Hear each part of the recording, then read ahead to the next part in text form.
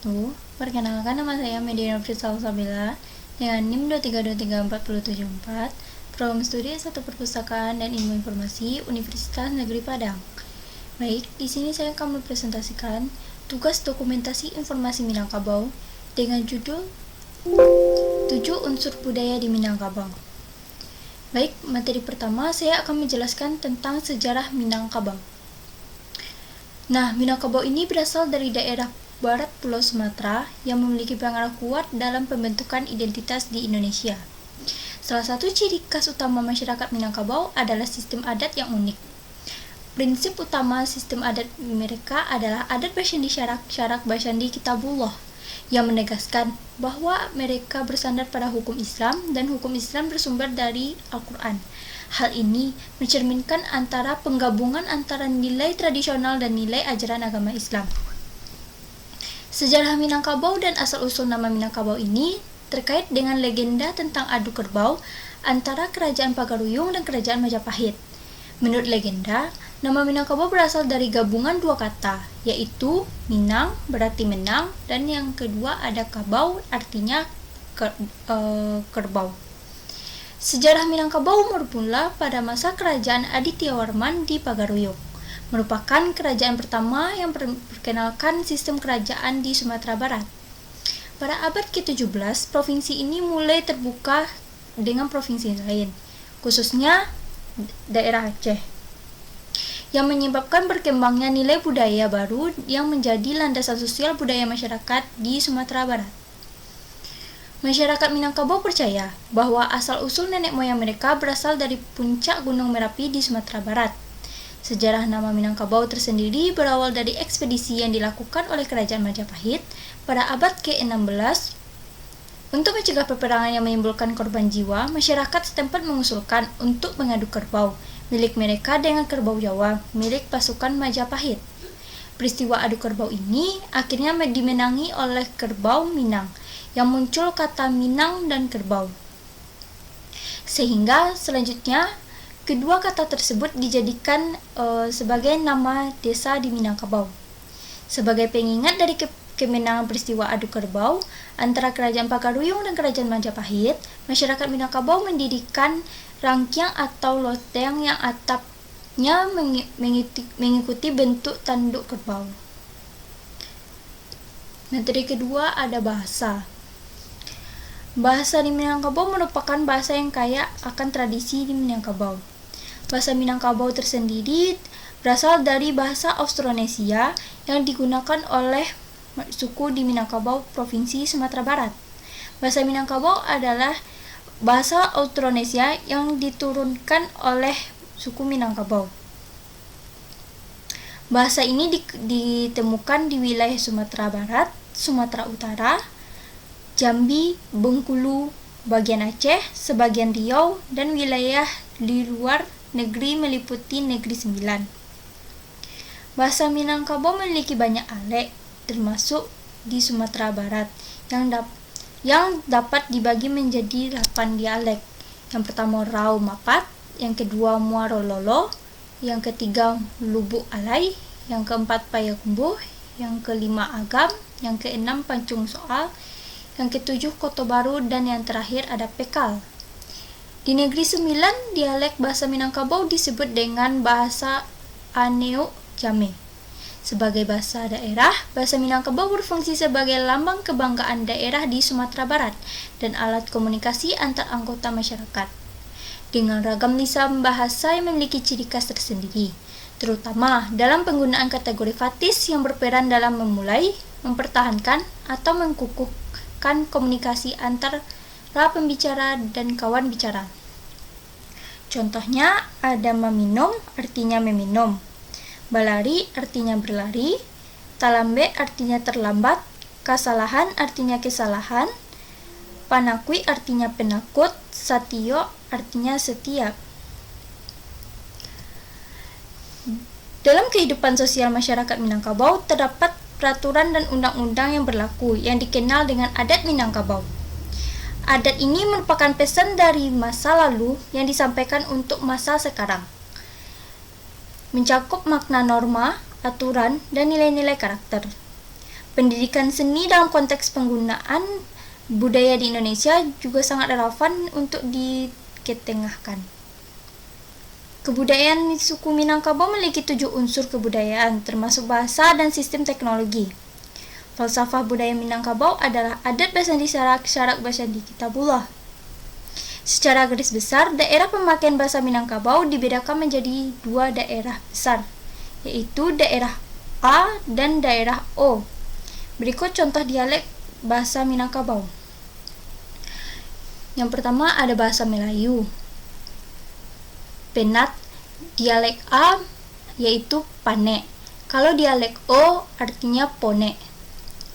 Yang kedua ada bahasa Melayu apa, dialek A artinya A, dialek O artinya ano. Bahasa Melayu mana, dialek A ma, dialek O mano. Contoh-contoh penggunaan bahasa Minangkabau. Ada juga yang pertama ada bundo artinya ibu. Yang kedua ada apa artinya ayah.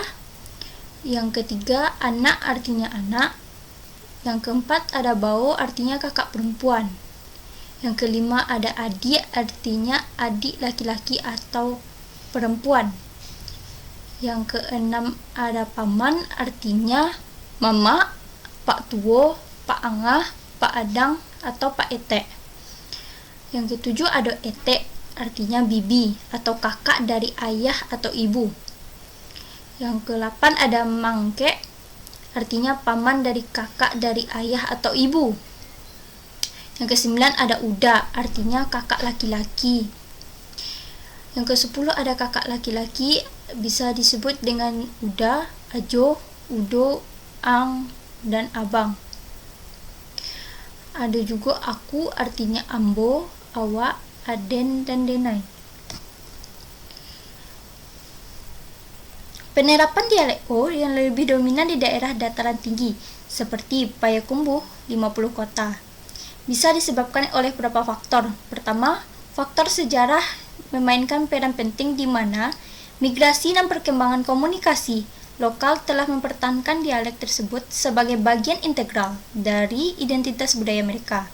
Yang kedua ada faktor geografis, di mana dataran tinggi tersebut mungkin menjadi area yang lebih tersosialisasi, memungkinkan dialek O berkembang dengan ciri khas tersendiri, tanpa banyak campur tangan dari dialek-dialek lain. Terakhir ada faktor budaya lokal yang memperkuat penggunaan dialek O sebagai simbol identitas dan kebanggaan lokal bagi penduduk setempat. Nah, kombinasi dari ketiga faktor tersebut menyebabkan penerapan dialek O lebih dominan ke wilayah tersebut. Penggunaan bahasa Minangkabau terutama dialek A lebih dominan di daerah pesisir atau disebut juga di daerah Dare seperti pesisir selatan, Padang, dan sebagian daerah Solok karena beberapa faktor. Yang pertama, faktor sejarah di mana interaksi perdagangan dan budaya dengan bangsa maritim telah mempengaruhi penggunaan dialek A di wilayah pesisir tersebut. Yang kedua, ada faktor geografis karena lokasi berdekatan dengan laut, memudahkan akses keluar dan memperkuat penggunaan dialek A sebagai bahasa yang umumnya digunakan di daerah tersebut. Terakhir, ada faktor budaya lokal yang memperkuat identitas daerah pesisir dan kebanggaan akan warisan budaya mereka, termasuk penggunaan bahasa Minangkabau dengan dialek A sebagai bagian penting dari identitas mereka. Yang kedua ada sistem teknologi dan alat produksi. Nah, sistem teknologi dan alat produksi dalam konteks ini, Desa Nagari Minangkabau melibatkan beberapa aspek, termasuk teknologi, pertanian, peralatan, tradisional, dan pola tempat tinggal. Yang pertama, ada sistem teknologi dan alat produksi. Di Nagari Minangkabau, sistem teknologi dan alat produksi ini masih banyak digunakan dalam kegiatan pertanian, seperti penggunaan alat-alat sederhana untuk bercocok tanam, sistem irigasi yang dibangun secara kolaboratif oleh masyarakat, dan penggunaan teknik pertanian berkelanjutan yang telah diterapkan secara. Selain itu, dalam sektor lainnya seperti kerajinan tangan dan tekstil dan peralatan rumah tangga, teknologi tradisional juga tetap dipertahankan. Yang kedua, ada bentuk tempat tinggal nagari. Nagari Minangkabau umumnya memiliki ciri khas arsitektur tradisional yang unik dengan rumah-rumah adat yang bangun menggunakan material alami seperti kayu, bambu, dan jerami. Rumah-rumah ini seringkali memiliki atap berbentuk tumpang sari yang melembangkan struktur sosial matriarki dalam masyarakat Minangkabau. Yang ketiga, ada daerah nagari, pusat daerah atau taratak hutan dan ladang. Daerah nagari atau pusat desa biasanya merupakan pusat administrasi dan kegiatan ekonomi masyarakat. Di sini terdapat bangunan-bangunan yang penting seperti balai adat, masjid, pasar tradisional. Sementara itu, taratak merupakan area hutan dan ladang yang digunakan untuk kegiatan pertanian dan kegiatan ekonomi lainnya. Contoh alat produksi masyarakat Minangkabau. Yang pertama ada alat pertanian tradisional seperti cangkul, sabit, lesung, alu, dan alat-alat lainnya yang digunakan dalam kegiatan bercocok tanam dan pengolahan hasil pertanian. Yang kedua ada alat tenun. Masyarakat Minangkabau terkenal dengan keahlian tenun tradisional mereka.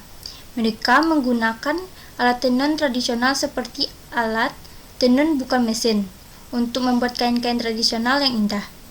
Daerah penghasil tenun terkenal yaitu ada Nagari Pandai Sike, Kota Padang, Kabupaten Agam, Kabupaten 50 Kota, Kabupaten Pasaman, Kabupaten Sibolga, Kabupaten Pariaman, Kabupaten Tanah Datar, Kabupaten Solok, Kabupaten Agam, Songket Agam, dan Kabupaten Pesisir Selatan. Yang ketiga ada alat pemintalan benang. Untuk membuat benang, masyarakat Minangkabau menggunakan alat pemintal tradisional yang disebut dengan spindle atau pemintal benang yang digunakan untuk memintal benang dari serat kapas atau benang wol. Yang keempat ada pemotong kayu. Dalam kegiatan kontribusi dan pembuatan perabot, masyarakat Minangkabau menggunakan berbagai alat pemotong kayu seperti gergaji dan kapak. Yang kelima ada alat pemanggang. Untuk memanggang makanan tradisional seperti rendang, masyarakat Minangkabau menggunakan alat pemanggang tradisional seperti panggangan yang terbuat dari tanah liat atau batu bata. Contoh sistem penggunaan teknologi pada masyarakat Minangkabau. Yang pertama ada dalam pembangunan dan pemeliharaan saluran irigasi. Masyarakat Minangkabau telah lama menggunakan teknologi tradisional untuk mengelola air bagi kebutuhan pertanian mereka. Mereka membangun saluran air disebut sapan atau sungai kecil yang berfungsi untuk mengalirkan air dari sumber air ke sawah-sawah mereka.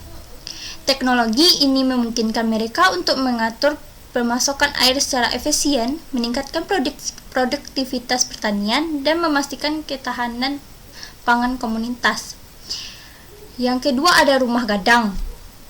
Adalah rumah yang berbentuk membajang yang mempunyai atap dengan mirip seperti tanduk kerbau. Rumah gadang adalah contoh sistem teknologi yang ada di dalam suku Minangkabau. Rumah ini dibangun dengan lahan tanah yang lama, seperti kayu, batu, dan memiliki bagian-bagian yang berfungsi sebagai tempat tinggal, pusat desa, dan tempat berbagi informasi dan kewirausahaan.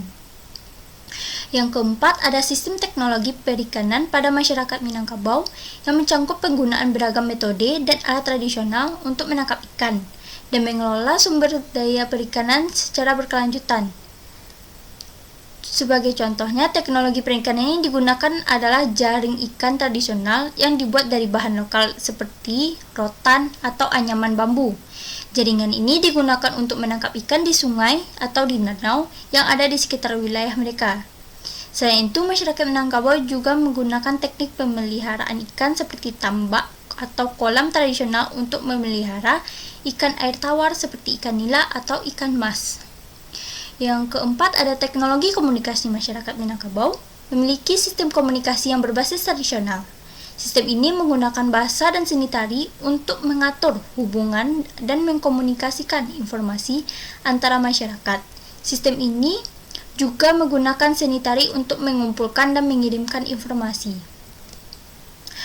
Yang ketiga ada materi sistem mata pencarian. Sistem mata pencarian adalah cara yang dilakukan oleh sekelompok orang sebagai kegiatan sehari-hari guna untuk memenuhi kebutuhan hidup mereka. Orang Minangkabau sangat menonjol dalam bidang perniagaan sebagai profesional dan intelektual. Mereka merupakan pewaris terhormat dari tradisi tua kerajaan Melayu dan Sriwijaya yang gemar berdagang. Hampir separuh masyarakat Minangkabau hidup di perantauan. Contohnya, ada petani bagian tinggal di pinggir pantai atau laut. Mata pencariannya utamanya yaitu menangkap ikan. Yang kedua ada pertambangan. Suku Minang memiliki cadangan bahan baku, terutama emas, tembaga, timah, dan lain-lain. Secara tidak langsung, penduduk Minang memiliki ilmu dalam pertambangan, meskipun bahan baku tersebut langsung dijual tidak diolah dahulu. Contohnya daerah Kabupaten Semenanjung. Yang ketiga ada perdagangan. Masyarakat Minangkabau sangat menonjol dalam bidang perniagaan. Sebagai profesional intelektual, mereka juga pewaris terhormat dan tradisi kerajaan Melayu dan Sriwijaya. Yang keempat ada kerajinan. Para pedagang Minang banyak melakukan perdagangan dari hasil kerajinan seperti perak, emas, dan sepatu seperti kerajinan Bahkan dari Koto Gadang, sebuah desa dekat Bukit Tinggi, dan pembuatan kain songket dari Sirungkang, sebuah desa dekat Sawah Lunto. Beberapa daerah di Minangkabau yang cocok untuk bercocok tanam meliputi yang pertama ada Padang Pariaman, terkenal dengan lahan pertanian yang subur yang cocok sebagai jenis tanaman pangan dan hortikultura. Yang kedua ada Agam. Daerah ini memiliki topografi yang mendukung pertanian termasuk lahan yang cocok untuk tanaman padi dan sayuran. Yang ketiga adalah Solok. Terletak di daratan tinggi, Solok bercocok tanam untuk padi, pertanian, sayuran, dan buah-buahan. Yang keempat ada Lubuk Pasung atau Kabupaten Agam.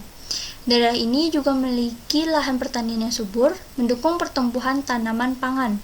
Yang kelima ada Tanah Datar, terkenal dengan lahan pertanian yang sangat luas dan mendukung tanaman padi serta palawijaya.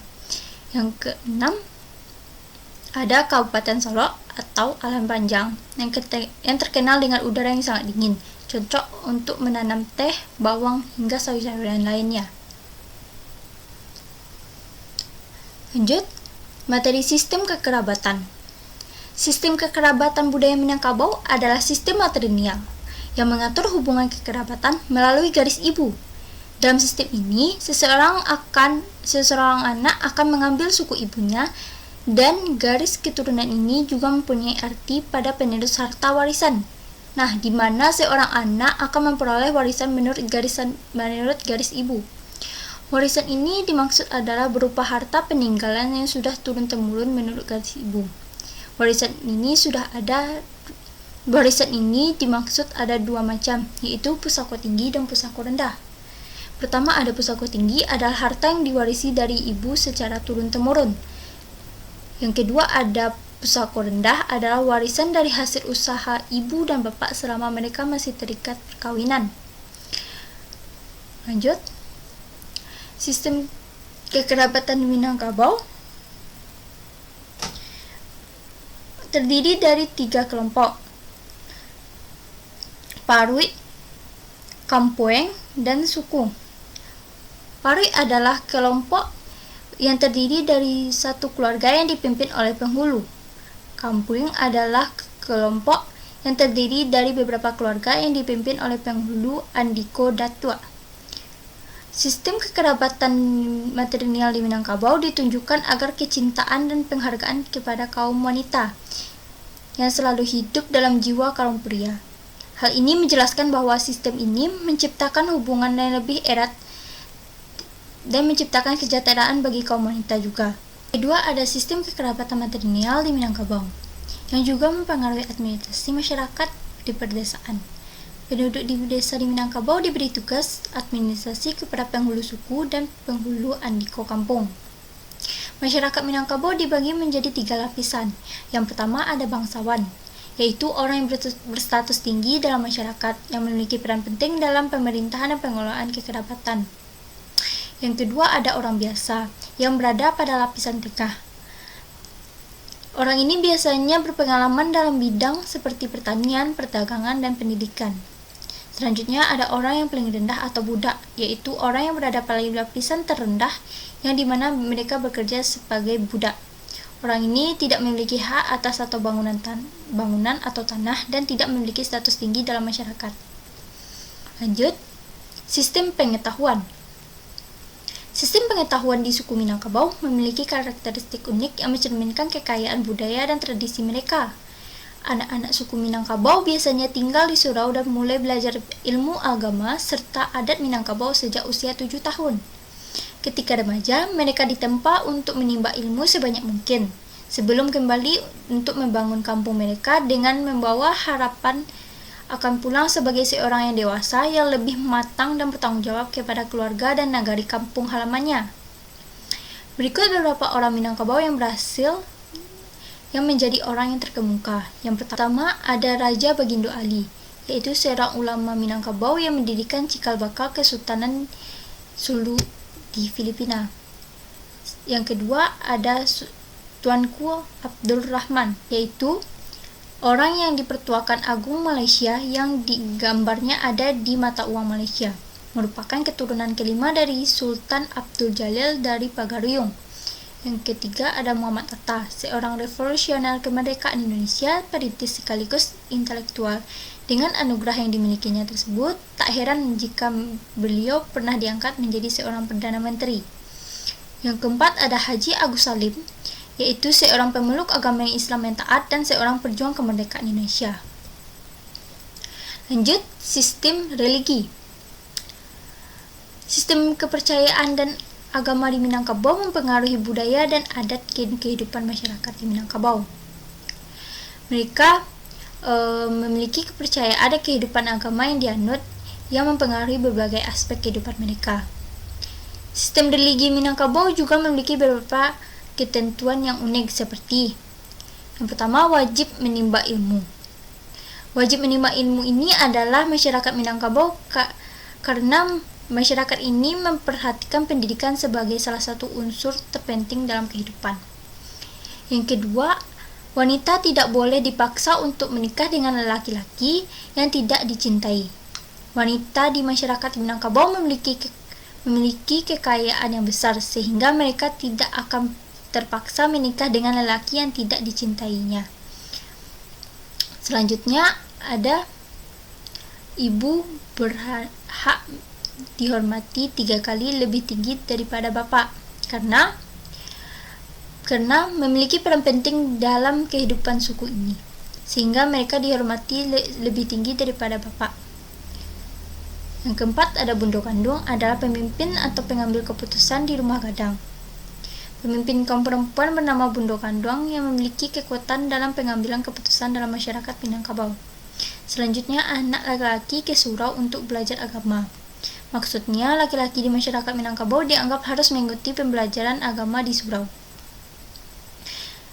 Sistem religi Minangkabau memiliki beberapa unsur yang menarik seperti agama Islam. Hampir seluruh masyarakat Minangkabau menganut agama Islam, walaupun sebagian besar dari mereka hanya menganut agama sebagai simbolis tanpa melakukan salat atau berizat. Yang kedua ada kepercayaan tradisional.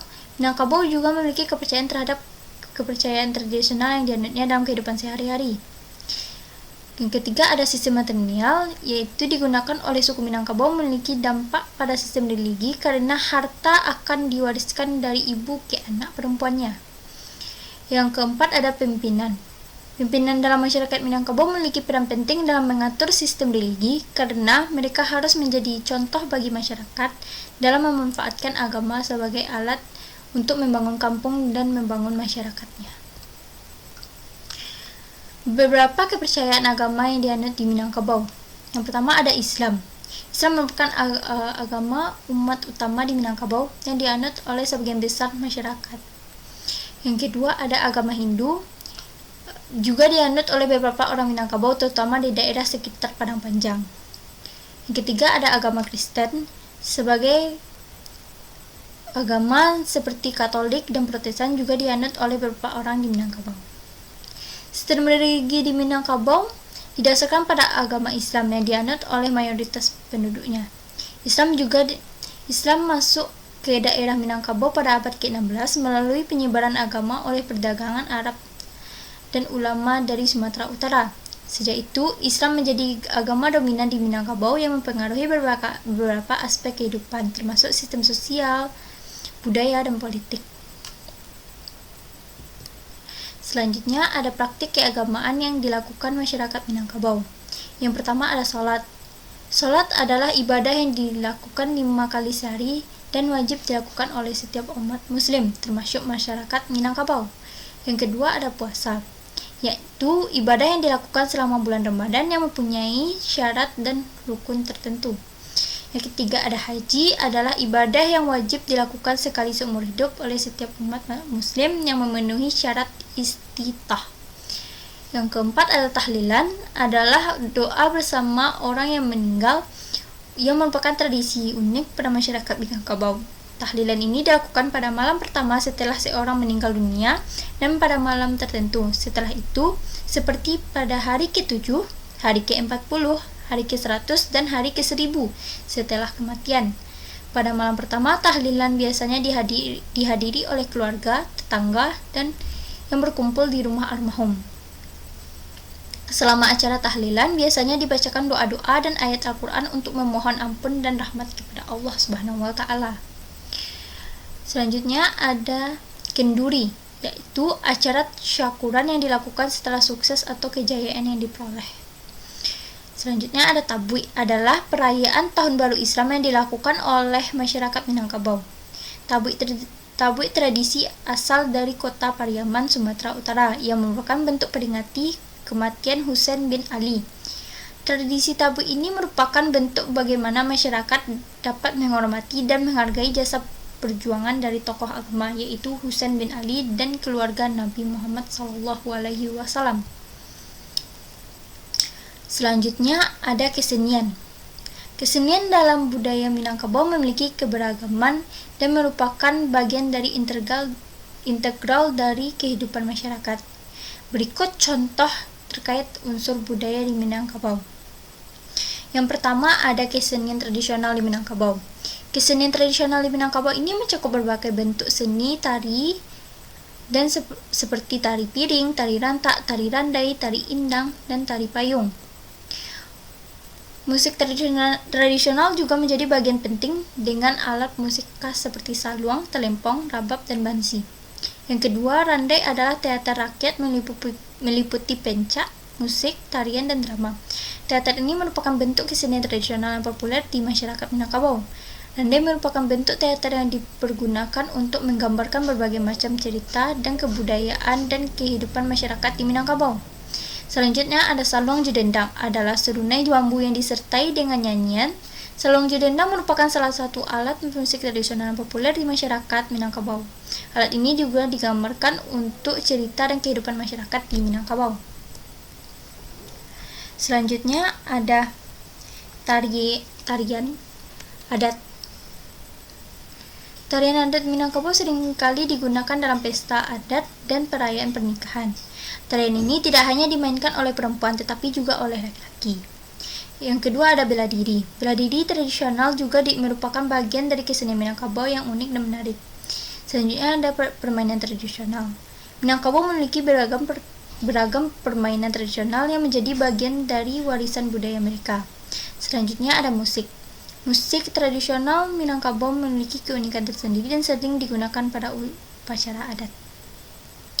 Selanjutnya ada kerajinan tangan Minangkabau, adalah seni kriya yang dihasilkan oleh masyarakat di Minangkabau, Sumatera Barat. Yang pertama ada kain songketnya, yang hanya dipakai oleh golongan bangsawan. Kehalusan dan corak songket menggambarkan pangkat dan kedudukan tinggi seorang pembesar. Yang kedua ada sulap, yaitu ukiran kayu pahatan emas dan perak. Sulaman adalah kerajinan tangan khas Minangkabau yang dibuat dari kayu dan perak. Selanjutnya ada ukiran kayu. Ukiran kayu adalah kerajinan khas Minangkabau yang dibuat dari kayu. Selanjutnya ada pahat dan emas, yaitu pahatan emas dan perak adalah kerajinan tangan khas Minangkabau yang dibuat dari perak dan emas. Selanjutnya ada batik tanah liat yang berasal dari Damastraya. Ada saluang, alat musik tiup yang terbuat dari bambu. Selanjutnya ada bordir Sumatera Barat yang terkenal dengan bordirannya. Selanjutnya ada tenun pandai sike. Produk kerajinan ini tidak hanya terbatas pada berbagai macam pakaian seperti baju kurung dan destar, tapi juga berbagai kelengkapan upacara adat perkawinan seperti kodek songket, saruang balapak, saruang batabua, selendang songket atau selendang batabua, tingkulu tandua, dan sesampingan. Selanjutnya ada upacara dan perayaan Minangkabau adalah bagian dari budaya dan tradisi khas masyarakat Minangkabau. Yang pertama ada turun mandi, yaitu upacara yang dilakukan untuk membela dan menyempurna bayi baru setelah lahir. Bayi ini dibayangkan dengan air dan dibersihkan dengan lidi. Selanjutnya ada sunat rasul. Upacara ini untuk membela dan menyempurnakan bayi laki-laki setelah melakukan sunat. Selanjutnya ada baralek, yaitu upacara pernikahan. Selanjutnya ada batagak penghulu, artinya upacara pelantikan penghulu yang dilakukan untuk memperjelas hak atas tanah dan menetapkan penghulu baru. Selanjutnya ada turun ke sawah atau upacara kerja gotong royong yang dilakukan untuk membantu memanen padi dan memperingati kesatrian dan kerjasama dalam kerja gotong royong. Selanjutnya ada menyabi, yaitu upacara menuai padi yang dilakukan untuk memanen padi dan mengharapkan hasil padi yang lebih baik. Selanjutnya ada menata pabukuan atau mengantarkan makan kepada ibu mertua. Selanjutnya ada tanah tasirah, yaitu pelantikan seorang datuk yang dilakukan untuk menetapkan seorang datuk baru ketika datuk sebelumnya telah meninggal. Selanjutnya ada membaki batang terendam, yaitu pelantikan seorang datuk yang dilakukan untuk menetapkan seorang datuk baru ketika datuk sebelumnya telah meninggal selama 10 atau 50 tahun yang lalu.